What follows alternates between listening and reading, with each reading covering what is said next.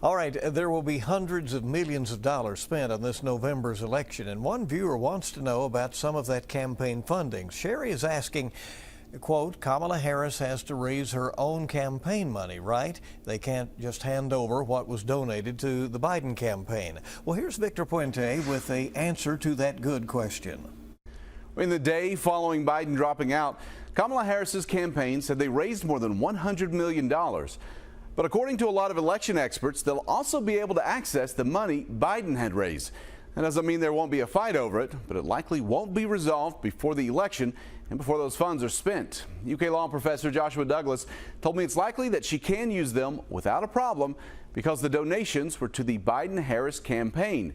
If you look at the Federal Election Commission filing, both Joe Biden and Kamala Harris are listed on it, although she is listed as vice president. But she is listed on that campaign finance paperwork. In fact, they didn't start a new campaign. After Biden dropped out, the Biden campaign changed its name to Harris for President. Former President Donald Trump's campaign has filed a complaint with the FEC over those funds. It's around $91 million. Harvard Law elections expert Nicholas Stephanopoulos says it will likely be years before the FEC rules on that complaint. And until then, Harris's campaign has access to that money. Quote, there's virtually no chance that the FEC is going to decide anything on this question before the election. The FEC is still currently deciding complaints about the 2016 election. If you have a good question, just email us. Goodquestion@WKYT.com. I'll see you on WKYT Mornings.